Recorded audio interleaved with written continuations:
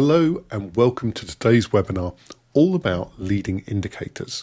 I'm Bernie Smith and I'm going to do proper introductions in a moment, but I'd like to open with a story. Now, some of you may have heard this story before when I talk about the ROCKS method, but it's a really good illustration of what a leading indicator is.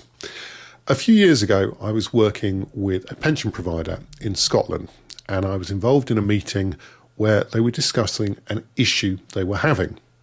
Now, the issue they were having was that there'd been a sudden increase in people transferring their pension fund to a different pension provider. Now, if you're a pension provider, that's pretty serious. It could become an existential threat. So we were sat in this meeting discussing this particular problem. And one of the middle managers started talking about how much had been transferred and the number had gone up dramatically.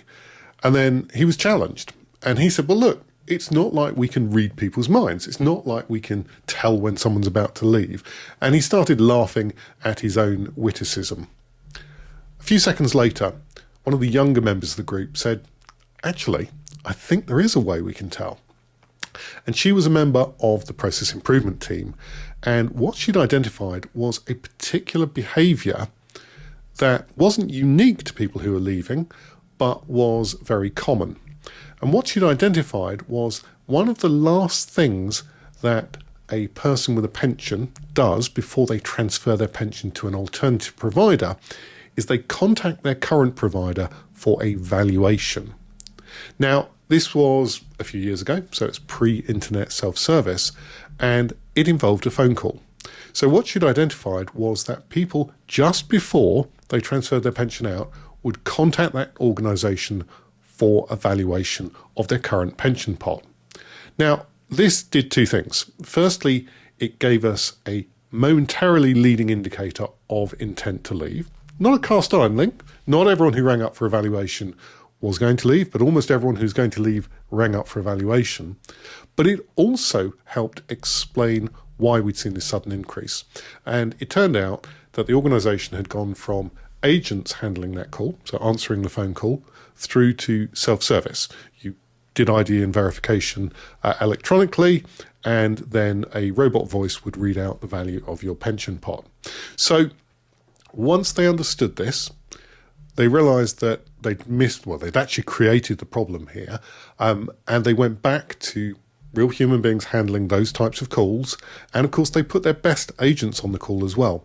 So we went from a situation of counting up the loss after people had transferred their pension to having a very last minute, but still early warning indicator of intent to leave. So that's just one type of leading indicator. So it might be useful just to clarify, what exactly do we mean by a leading indicator? Well, most of you will have come across them and possibly would come out with something along the lines of a leading indicator is a metric or measurable thing that can help predict future outcomes or performance. Now, it could be risks, it could be opportunities, it could be behaviour. And that's a pretty good definition. But I think there's probably one more thing that we want to add for our purposes. Now, if I asked you, how interested are you in an accurate figure telling us what Cuban sugar production would be for next year? Unless, by chance, you're involved in the sugar industry or are deeply interested in Cuban agriculture, it's probably a 0 out of 10. However, if I said to you, I have tomorrow's winning lottery numbers, suddenly that's a hugely interesting figure or statistic for you to know, and it's life-changing. So I would suggest that for our purposes, we tweak the leading indicator definition a little bit to say that a leading indicator is a metric or measurable thing that can help predict the future outcome or performance of something that is important to us. Now, that's not strictly leading indicator, but those are the leading indicators that are worth showing an interest in and worth spending time on. And as we're going to discuss, leading indicators are actually often very tough to measure. They're important, they're interesting, but they're not always the easiest things to pin down. So we want to make sure that we spend time on the ones that we care about. So effectively, finding leading indicators for your organization or even in your personal life is effectively trying to find the winning lottery numbers for your business, industry, sector, organization, or whatever. So in today's session, we're going to talk about two things. We're going to talk about how you identify leading indicators in the first place. So how do you get to the point where you've got a list of candidate leading indicators? And as I've said, they're often pretty tough to measure. So I'm going to give you a little toolkit on how to practically measure things that look like they might be difficult or perhaps impossible to measure. Now, webinars are tricky things. It's a bit like watching Netflix whilst you're on your phone. It's very easy to get distracted, dragged off into something else. So I'm going to give you two good reasons to stick around to the end. Firstly, I'm going to share lots of free material, and you will see a link at the end which will take you to that free material. So hopefully some of the techniques will get you excited and fired up, and I give loads away. Also, this is a snippet or a sort of taster of some of the material we cover in the KPI Black Belt, and I'm going to give an exclusive discount code at the end of this, which will enable you to get a large discount on the KPI Black Belt program, which kicks off very soon. So just to introduce myself, I'm Bernie Smith. Those of you who've joined previous webinars, welcome. Sorry, this is the boring bit. I'm a specialist focused on helping organizations pick the right KPIs and implement them. I've written 21 books on the topic. My first KPI checklist is now available in Spanish, German, and English, and you'll see them all over Amazon. And I also created guides on how to design targets and incentives, KPIs for startup businesses. That's the yellow book, Getting Started with KPIs, and plenty of specialist packs along the way for particular industries and sectors like manufacturing and sales and so on. And on my journey, I created a terribly named measurement design system called the results orientated KPI system that works backwards from the outcome that you're looking for. That's results orientated. And to make it a bit more catchy and memorable, I call it the ROC system. Now, today's session is not about the ROC system, but we will be using tools and techniques from it. So if you're interested in that, I suggest you take a look at my earlier webinars, such as 7 Steps to Creating Great KPIs. We will touch on elements of it, and some of the bits will seem familiar. The ROCs method is really widely used. These are some of my clients that use the ROCs method in part or all of their organization. And you can see the approach scales, and it also works in wildly different sectors, from accountants through to football leagues, through to defense, through to sovereign wealth, through to running airlines. These techniques are not dependent on a particular industry or sector. And this is what the ROCs method looks like. Now, today's session, we're not going to go through that, but we are going to focus in on a couple of the steps because they are what help us generate our leading indicators in the first place. In fact, they're what help us generate indicators from which we can pick our leading indicators. So those two steps are long listing, which is all about KPI trees. And I'm going to show you an example of that. And it's a practical example that I think everyone can relate to or understand. We'll talk about shortlisting and how it helps us avoid one of the biggest traps that I see that robs people of some of the most useful KPIs that they could be using. And there's a common pitfall that people fall into that stops people just at the last hurdle. Okay, so firstly, how do we find our leading indicators in the first place? Well, we do it through long listing. Now, long listing is based on KPI trees. Now, if you've seen my previous talks, you may well be familiar with the Be Healthy example. And this illustrates the principle, but we're going to extend that a bit further.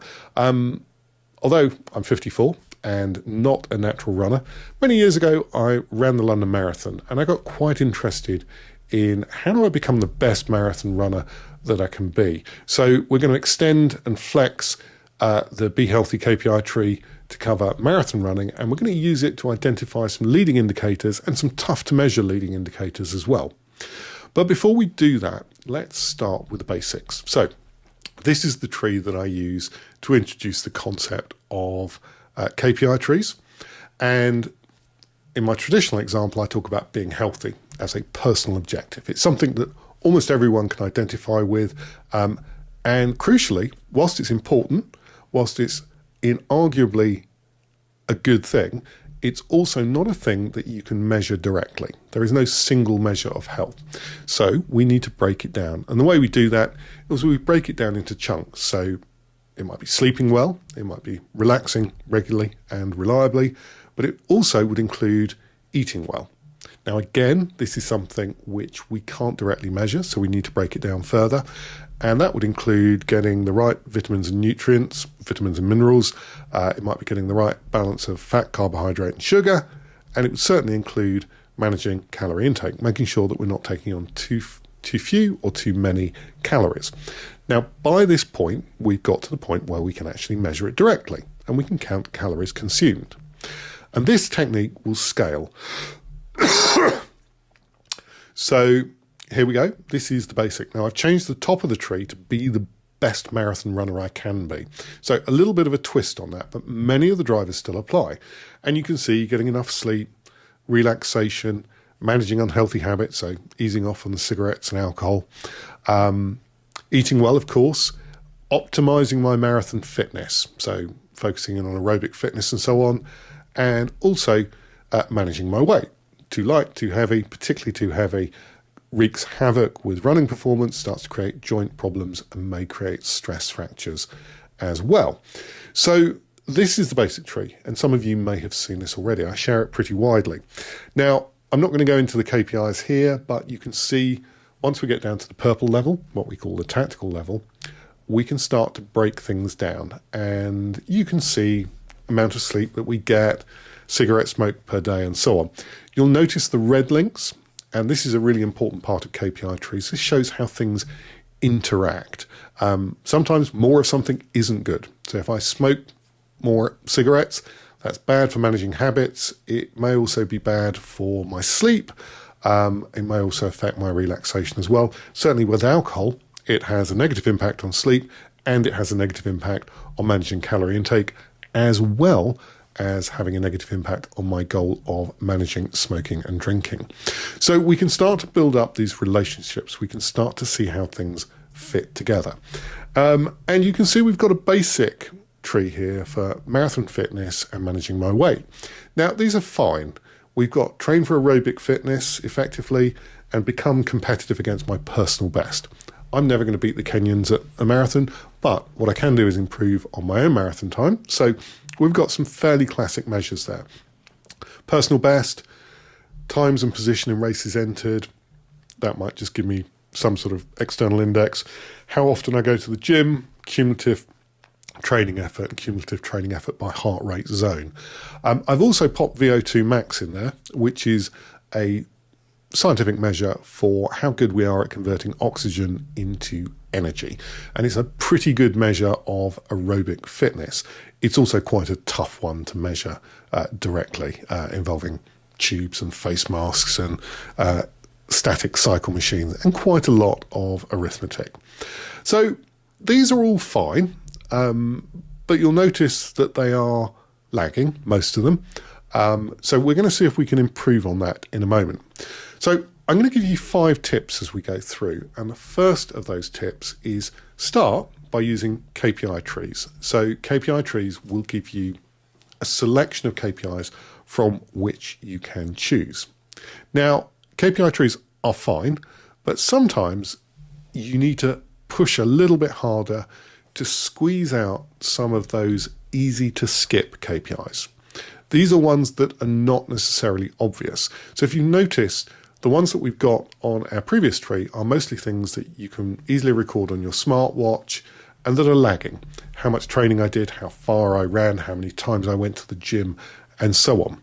So how do we push it a little bit harder and start to identify the KPIs that are really going to give us some insight before we have a problem or before we miss an opportunity?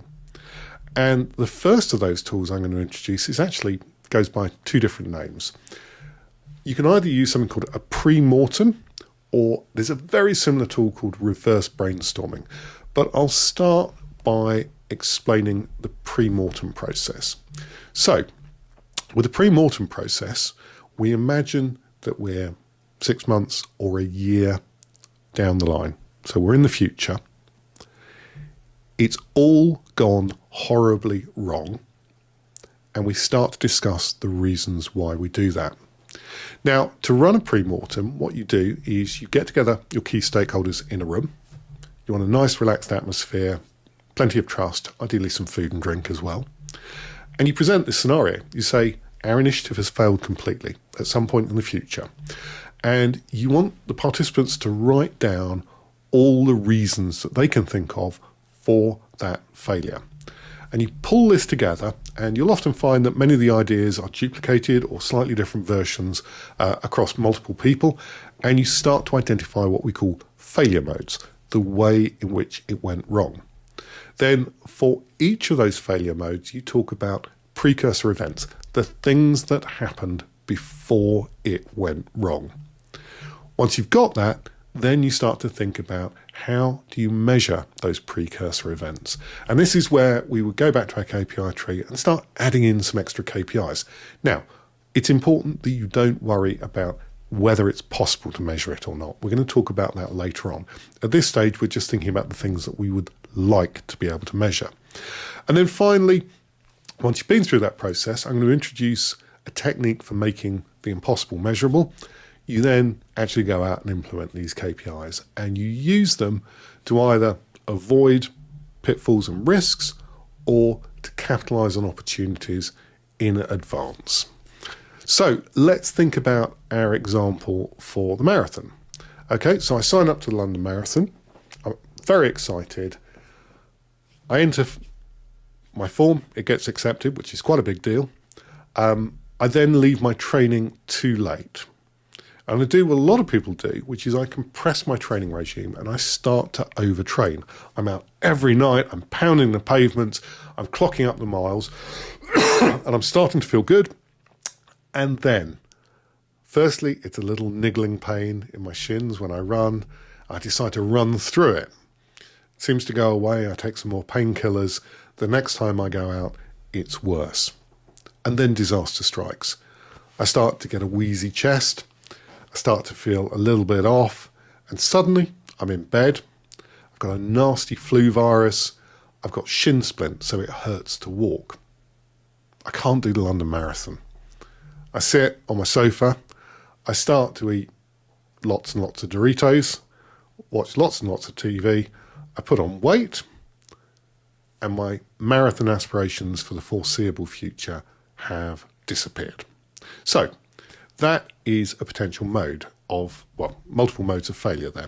So we're going to come back and we're going to look at our KPI tree in a moment and see how we can enhance it and maybe pick up some of these things before they happen. Before I do that, though, I'll also just touch on one other technique you can use to flush out more KPIs. And this is something called key performance questions. So these are questions we would like to answer, and I'll give you a marathon related one in a moment. So these are typical key performance questions, and it means that we're trying to use our KPIs to give us some insight. Are we creating long-term shareholder value? Now that's not directly measurable. It's not even easily measurable, but it is important. What do our customers want us to develop? Or maybe what are our customers really thinking about us? How well are we innovating? Now, I've done lots of work on measuring innovation. It is notoriously tough, but it's also one of the key engines of business success. How resilient is our supply chain? This is more of a risk-orientated one, but super important, and one that's often discovered after there is a shock in the supply chain. And finally, back to our example, am I training at the right intensity? So let's take that and also our pre-mortem and see if we can come up with some insights. So what I've done here is I've extended my KPI tree to cover 2 extra branches. Optimize my marathon fitness. Now notice I'm not maximizing it because I know there is a trade-off with that and my likelihood to become sick or to be injured. Now I've also included manage my weight because it's important for both fitness and also injuries, particularly if you're a runner. Being too heavy causes problems.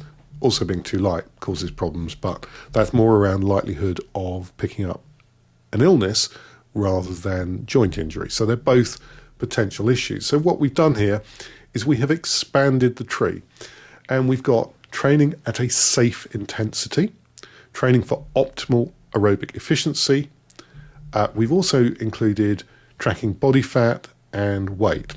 Body fat is a much more meaningful indicator than body weight or body mass index because it tells us how much of our weight is muscle and how much is fat. And getting that balance right is really important for both our health and also our running performance.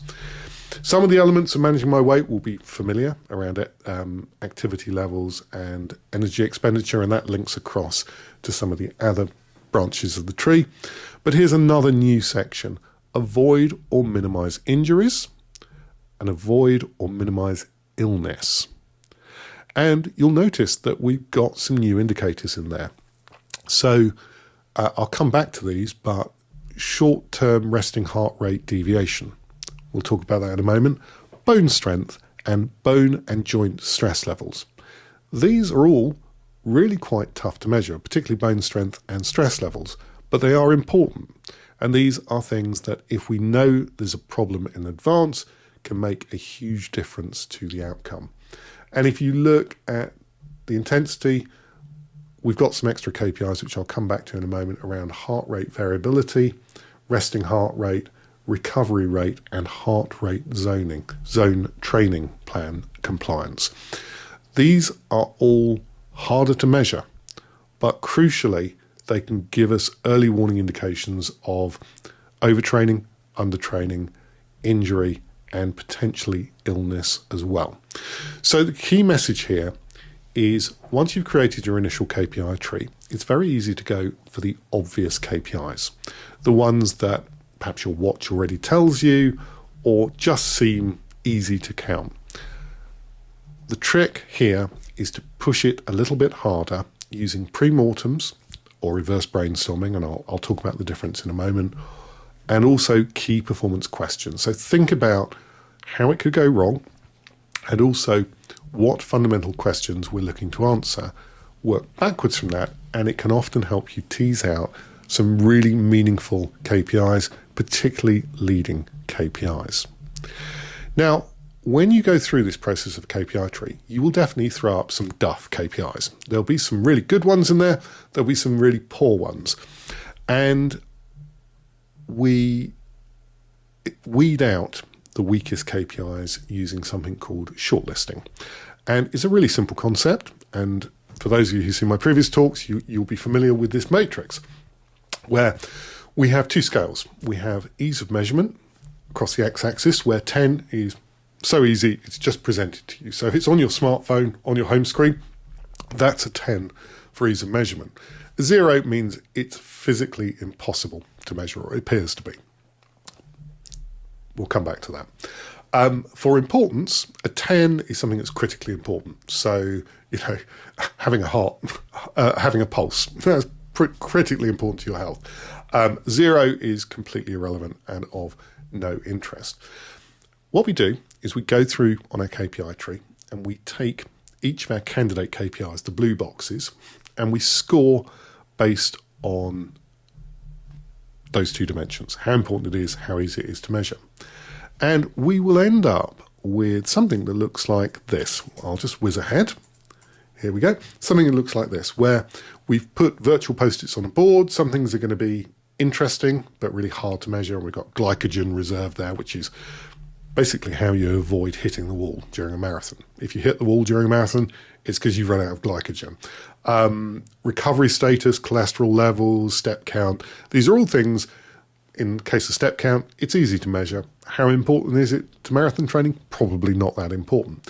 So we end up with this spread of scores on our KPIs. And then we go back and we think about them in terms of which zone they're in. So let's take a look at this. The bottom left-hand corner is really easy. It tends to be empty. That's why I've got an empty cardboard box there. Things that are both unimportant and impossible to measure often don't even make the KPI tree. If there is stuff on there, just throw it away. We're not interested. Okay, we call that the forget zone. The next zone, and that's vineweed, choking an individual there, we call the caution zone. And these are things that are easy to measure, but not actually that important. And if you've got a badly designed fitness tracker or smartwatch, you're often deluged with these. The people who design them think they're important, but you look at this score and you think, well, do I really need to know how many flights of steps I've climbed today? It might help you if you've got very low levels of fitness, but it's not going to particularly help you with marathon training. So these are the ones that we really want to filter out and probably not focus on them, because there's more important ones. Now, things that are both important and easy to measure, that's great. We are going to go ahead and measure those. And, it might be things like, I don't know, hours of training in the right heart rate zone, if your watch does it for you, or calories consumed, something like that, which is a pretty critical factor, and it's fairly easy to gather information. There's generally no surprises there. That's all pretty obvious stuff. Now, where it gets interesting and where you find a lot of your leading indicators is in the final zone, which I call the gold bar zone, which are things that appear to be difficult or impossible to measure, but can transform the performance of you as an individual, if we're talking about marathon training, or your organization, if you can identify them. Sometimes these are so powerful, they almost seem like an unfair advantage once you have that information. A bit like knowing the cards that someone else has got when you're playing them at perhaps high-stakes poker or something. So I call that the Aspire zone, but I actually prefer the name the gold bar zone. And that's where a lot of our leading indicators live. Now, when we go through this process, it often becomes obvious that there's quite a few KPIs in that gold bar zone that are difficult to measure. So if we take fitness and health, blood glucose level, actually really hard to measure. Live blood pressure, also very hard to measure. Recovery status, super important. Again, very difficult to measure directly. So we're going to need to employ some techniques to make those measurable. And we're going to talk about that in a moment. But it's really important, and I talked at the start about people tripping themselves up. This is the stage where most leading indicators fall off the table, get overlooked, get forgotten, or get dismissed.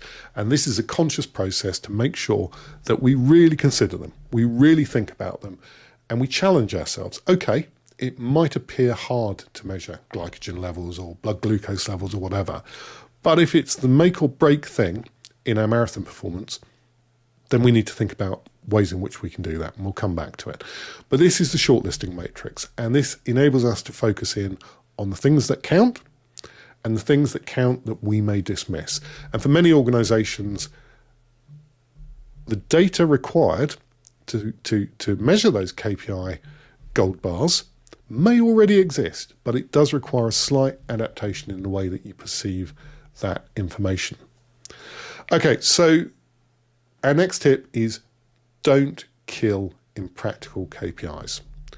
If they pop up in the top left-hand corner of the grid, don't dismiss them. Think about it, review it, think about the ones that you would dearly love to measure, and then apply the Holmes method. Now, I've worked with enough organizations over the years to know that there are ways of making things measurable even when they appear to be impossible. And I'm a big Sherlock Holmes nerd, so I called the method the Holmes method. And we'll start with a Sherlock Holmes quote: "It is my business to know what other people don't know." And that's what the Holmes method is all about. Now, it's a 3-step process.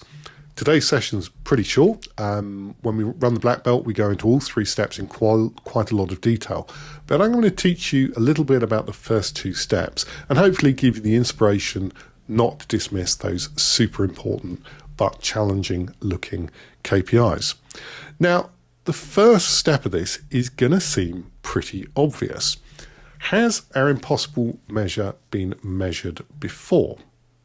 Now, it may seem like an obvious question, but it is one where I've seen many organizations spend lots of time, effort and money only to subsequently discover that the technology already exists to do what they want to do. So I'll give you an example. I worked with a manufacturing business that created a food product, and this food product was very moisture sensitive. If it was too dry, the product cracked during manufacturing and it became unusable in the downstream processes. If it was too moist, it would generate mold, which could create a huge recall and massive reputational risk. So measuring moisture was critical. Now, they had 48 production lines running flat out, and their moisture measurement method took 24 hours. It involved taking a sample of the product, weighing it, putting it in an oven for 24 hours, drying it out completely and reweighing it. You can make a lot of product in 24 hours, and you can create a lot of waste in 24 hours. So, how did they fix this? Well, I happened to be working with them at the time, and I have a background in paper manufacturing. And measuring the moisture of a fibre-based product in real time is a solved problem in the paper industry. It's really, really important for making paper, and there are whole companies devoted to non-contact moisture measurement. They do it by shining an infrared beam onto the wet substrate, looking at absorption and inferring the moisture content from that reflected signal. Now, what it meant in practice was within 48 hours, we had a working rig on the line that gave real-time moisture measurement. That technology already existed. We did not need to invent it. Now, that's not strictly speaking a leading indicator, but it does illustrate this point, which is however obscure the thing that you're trying to measure is, there's a pretty good chance that someone's already figured out a way to do it. It may not be obvious, it may not be easily available, but it's often quicker and simpler than inventing it yourself. Now, on our marathon example, one trend I've noticed is glucose sensitivity has a big impact on performance. It also tells you how you're responding to your dietary intake.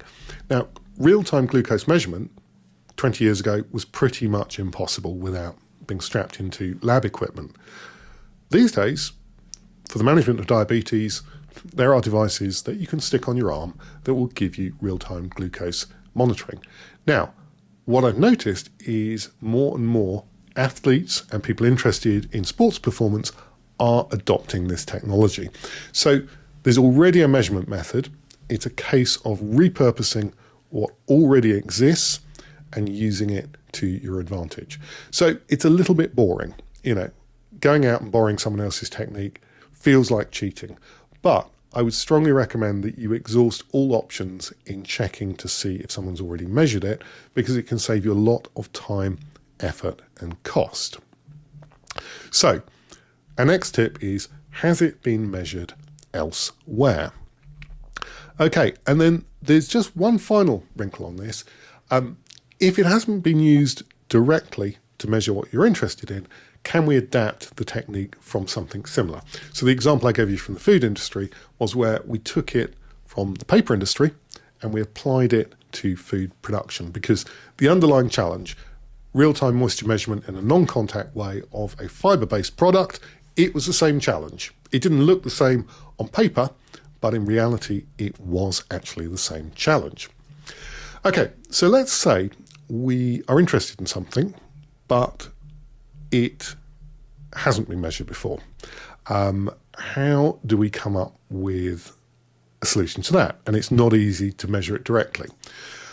I'll give you an example. This guy is Michael Sandel, and I heard him being interviewed on Radio 4 in the UK a year or so ago, and he was talking about student engagement. Now, Sandel has a course on YouTube. Last time I checked, the Justice course had been viewed by 19.7 million people. And he's a Harvard University Law School professor, so not an obvious candidate for a massive YouTube following. Clearly, he's a very accomplished speaker. And the question would be, how did he get so good at it? Well, this is what he had to say on Radio 4. He said, if I'm in a lecture hall and I hear people coughing, shuffling their papers or their feet, I know that I've lost them. So my metrics are looking at the eyes and listening to the sound of the classroom. If there's coughing and shifting and shuffling of feet, I need to shift. I need to do better. So what's going on here? Michael Sandel is interested in how well his talk is going.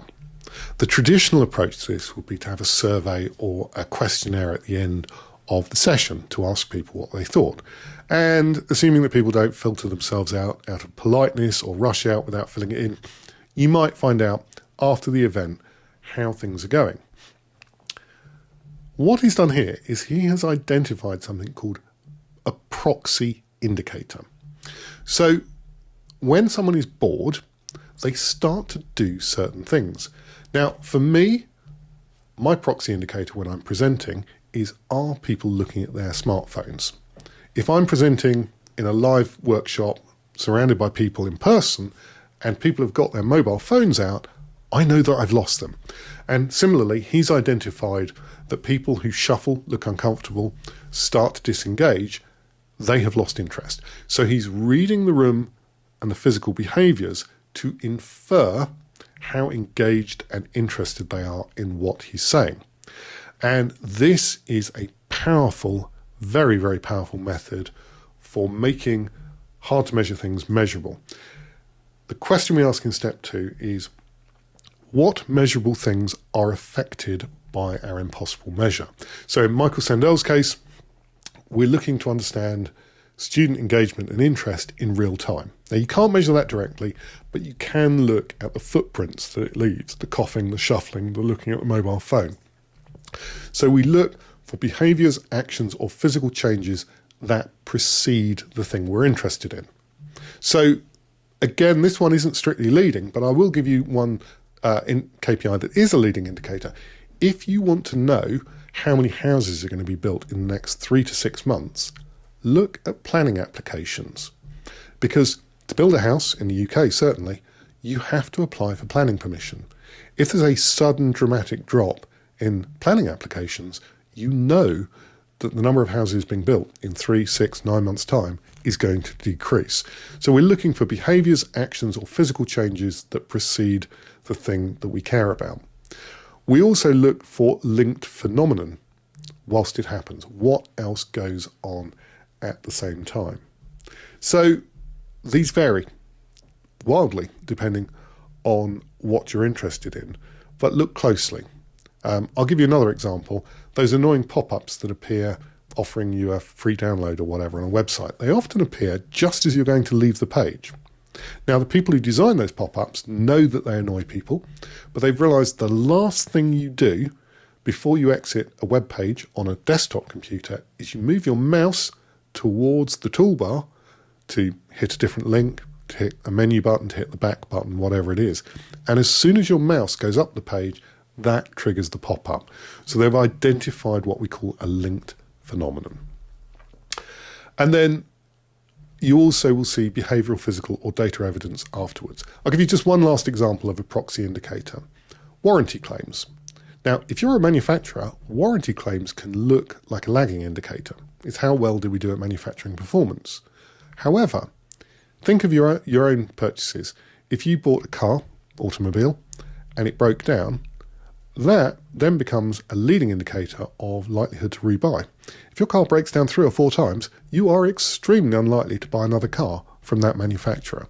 So sometimes what looks like lagging data can actually be leading data if you think about how it links to the future thing that you care about.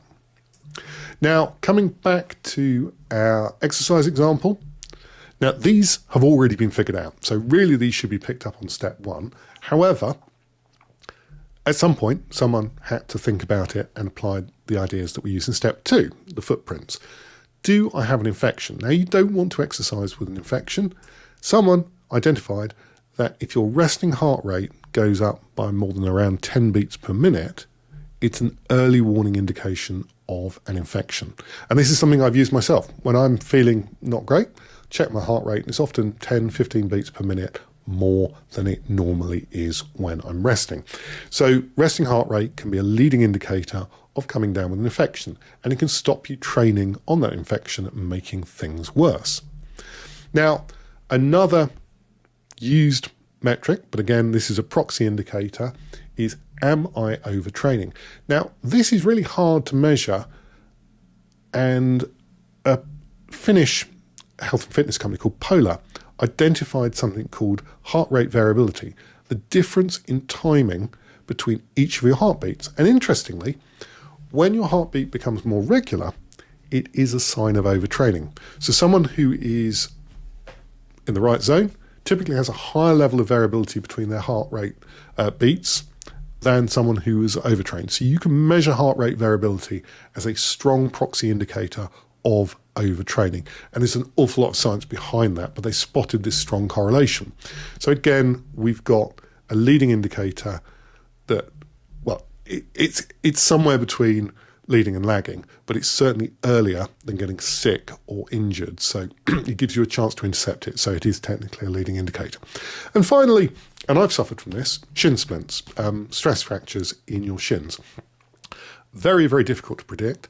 However, one of the early warning signs is pain that stops when you stop exercising or stressing your legs. So if you take the weight off, the pain goes away. When you put the weight on, the pain returns. So you could score and compare your active and resting pain levels to look for pain that is indicative of a stress fracture. Not perfect, but it might give you some earlier indications. So this is a really powerful step. Just to recap then, we look at the things that are affected by the thing we care about.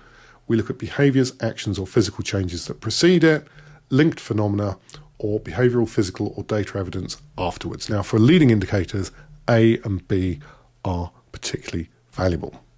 So our fifth and final tip for today is use proxy indicators. They're really powerful and often you already have the data in your organisation. So dig through that data, like the example of the warranty data, and think about the implications of what you're measuring and how that might help you understand what's likely to happen in the future. We've briefly covered the first two steps of the Holmes method. There is a third step, which is incredibly powerful, which is something called a Fermi estimate. Now, we cover this in the Black Belt, and there is more information on the website, but unfortunately, we don't have time to go into that today.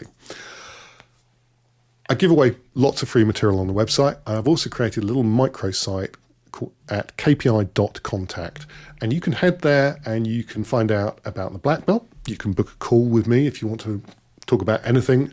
You can get materials and advice. There's a link to KPI Academy there, a link to my books, and also I give away a free copy of the reverse brainstorming guide. So if you head to the bottom of that link, you will see a direct link to that page, which explains reverse brainstorming. There's a video of me talking about it, and you can download a free guide if you register.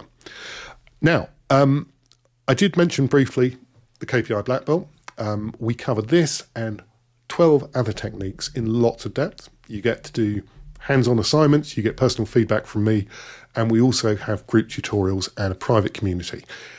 It's the way to get to grips with this, because with all of our KPI techniques, it's about applying them and using them, not just reading a book. So it's the best way to get to grips with the methodology I've talked about today, which is unique to me and to the KPI Black Belt, and also to learn about the ROCKS method, about the Rocket DS target setting and incentive design method, and lots of other powerful techniques.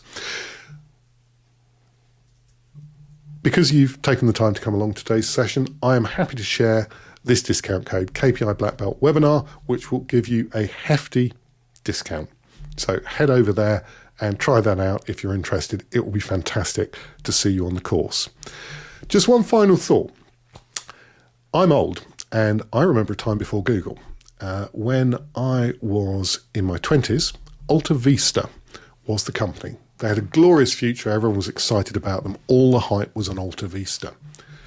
Google answered the question, how do we measure the relevancy of this search term with this particular page? And they did it through page ranking. How many people linked to that page?